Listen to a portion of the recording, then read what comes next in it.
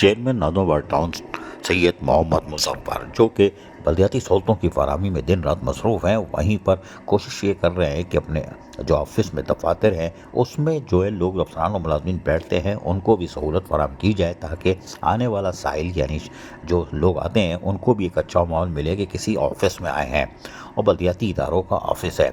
यही वजह है कि नादौबाद 4 नंबर में सैनिटेशन डिपार्टमेंट की जो इमारत है वहाँ पर क्लिक के ज़रिए जो तामीराती काम किया जा रहा है उसका आज सैयद मोहम्मद मुजफ्फर ने खुद मुआयना किया, जहाँ पर director sanitation Zaheer Ahmed, director park Asif और उसके साथ साथ आरिफ और दीगर भी मौजूद थे। सैयद मोहम्मद मुजफ्फर ने मुख्तलिफ कमरों में जाकर क्लिक के ज़रिए होने वाले कामों का मुआयना किया और अपने इत्मीनान का इजहार किया।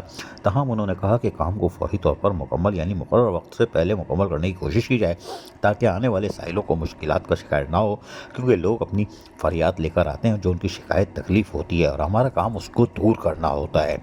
और यही वजह है कि हमारी कोशिश होगी कि काम जल्द से जल्द मुकम्मल हो। अफसरान और मुलाजमीन जो कमरे खाली हैं उसमें बैठें और कमरे के दरवाजे खुले रखें, ना कि दरवाजे बंद। पता चला जी जालिब आया और डायरेक्टर सैनिटेशन का कमरा बंद है, ओ भाई ऐसा नहीं करना, वरना सैयद मोहम्मद मुजफ्फर इंची टेप से नाप लेंगे, समझ लो।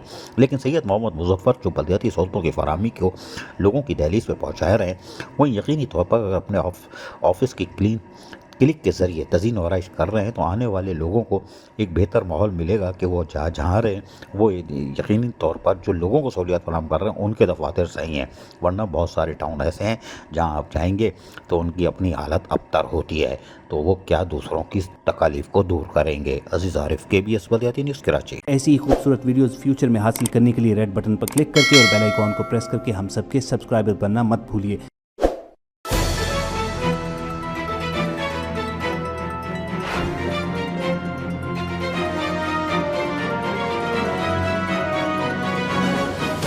KBS बलदियाती न्यूज़।